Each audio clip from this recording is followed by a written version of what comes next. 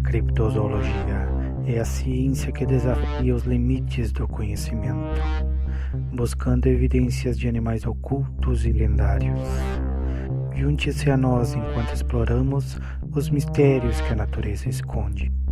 Este é o Mundo Cripto. O Caboclo d'Água é uma lenda intrigante do folclore brasileiro, profundamente enraizada nas comunidades ribeirinhas, especialmente ao longo do Rio São Francisco, que atravessa os estados de Minas Gerais, Bahia, Pernambuco, Alagoas e Sergipe. Conhecido por diversos nomes, como caboclo d'água, bicho d'água, rolão, romão, romãozinho, moleque d'água e negro d'água, esse ser mítico é descrito como um guardião das águas, uma criatura temida e respeitada por pescadores e navegantes. A aparência do caboclo d'água varia conforme os relatos, mas há características recorrentes que o definem como uma figura híbrida entre humano e monstro aquático. Luiz da Câmara Cascudo, um renomado folclorista, descreve-o como uma criatura fantástica de proporções colossais, como um corpo monstruoso. Sua cabeça disforme semelhante a uma roda de carro de bois, quando emerge inesperadamente da água, criando uma visão aterrorizante para canoeiros e viajantes. Em 1912, Manuel Ambrósio, em seu livro Brasil Interior, reforça essa imagem, destacando que o caboclo d'água é visto ao luar como uma figura imensa, semelhante a uma casa grande em movimento. Outros relatos, como o de Noraldino Lima, em 1925, apresentam uma descrição mais compacta: baixo, grosso, musculoso, com pele cor de cobre e movimentos rápidos, sempre com um temperamento enfesado. Wilson Lins, em 1983, adiciona que o caboclo tem uma bela musculatura, pele bronzeada e um único olho no meio da testa, conferindo-lhe um aspecto ciclópico. Há também menções de traços reptilianos, com dentes pontiagudos e corpo que lembra jacarés ou crocodilos, segundo descrições de moradores de Mariana, Minas Gerais. Um relato peculiar, registrado em alguns sites, sugere que ele pode se assemelhar a um macaco grande, forte, peludo, de cor marrom avermelhada, com garras, barbatanas de peixe e um odor fétido. Em algumas narrativas, ele é descrito como um jovem sedutor ou um velho sábio, indicando sua capacidade de mudar de forma, inclusive assumindo a aparência de animais, como cavalos, como registrado em Cavalo d'Água. Os nomes atribuídos ao caboclo d'água refletem a diversidade cultural das regiões onde a lenda é contada. Além de caboclo d'água, ele é chamado de negro d'água, especialmente na Bahia, embora esse termo o distingua da entidade homônima da bacia do rio Tocantins, em Goiás. Outros apelidos como Romão, Romãozinho e Moleque d'Água sugerem uma personalidade travessa, enquanto Bicho d'Água e Rolão enfatizam seu caráter monstruoso. A variação de nomes indica tanto a riqueza da tradição oral quanto as nuances regionais, com Romãozinho sendo por vezes considerado uma entidade distinta, mais moleque, segundo Wilson Lins, em contraste com a visão de Câmara Cascudo, que os trata como a mesma figura. Os locais associados à lenda concentram-se principalmente no Rio São Francisco, conhecido como o Rio da Integração Nacional. O caboclo d'água é descrito como morador de grutas profundas no leito do rio, frequentemente cercadas de ouro, o que atraiu aventureiros que, segundo a lenda, nunca retornaram. Ele também é avistado em rochedos no meio do rio ou bancos de areia em ilhas submersas, sendo um ser anfíbio que raramente se afasta mais de 100 metros das margens.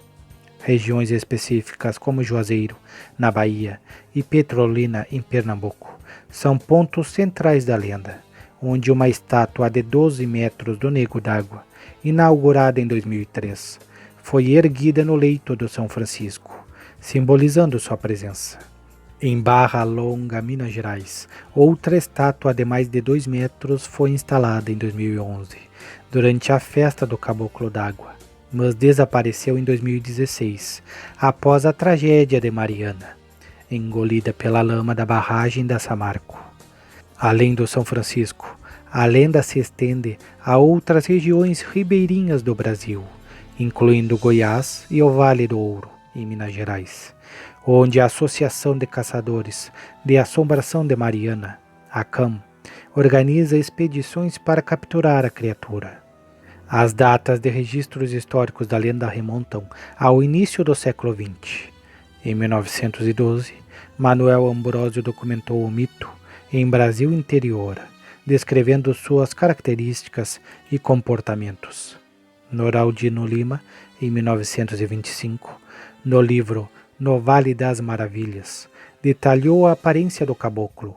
Em 1944, Manuel Cavalcante Proenza registrou práticas supersticiosas dos ribeirinhos, como oferendas de fumo. Wilson Lins, em 1983, em O Médio São Francisco, consolidou a imagem do caboclo como a entidade mais popular do Rio. Um relato mais recente, de 2013, em Barra Longa, envolve o agricultor Antônio Felipe de Rezende, então com 84 anos, que afirmou ter sido atacado pelo caboclo enquanto pescava, com a criatura mordendo sua perna. Em 2017, a estiagem no São Francisco revelou completamente a estátua do Nego d'Água, em Juazeiro, permitindo que pessoas caminhassem até ela, reforçando a mística local. Avistamentos do caboclo d'água são raros e envoltos em mistério, muitas vezes atribuídos a acidentes inexplicáveis nas águas.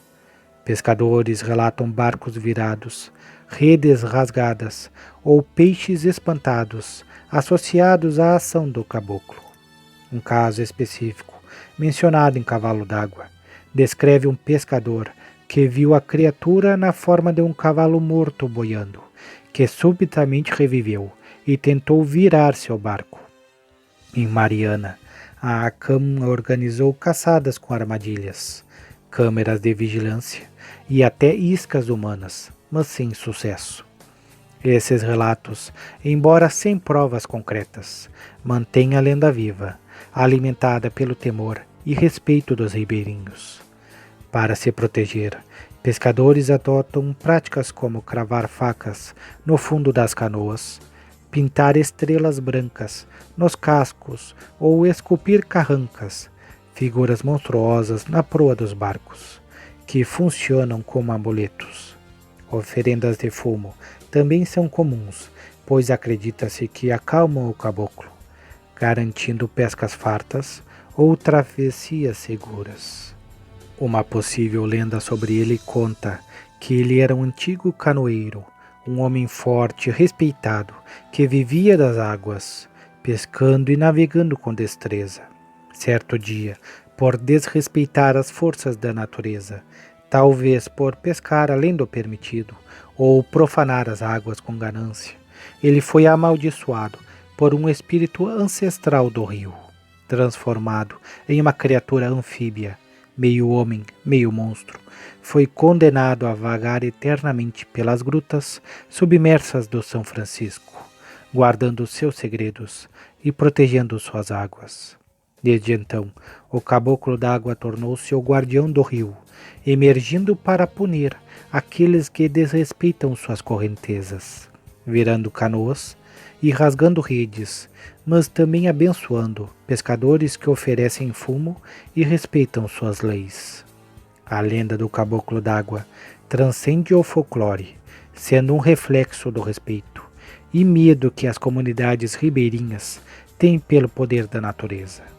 Sua capacidade de controlar correntezas, causar tempestades ou proteger os rios reforça sua imagem como um guardião ambíguo, que pune os que desrespeitam as águas, mas favorece os que as preservam. embora não haja evidências científicas de sua existência. Os relatos orais, as estátuas e as práticas culturais mantêm sua presença viva, especialmente no imaginário do Vale do São Francisco e além.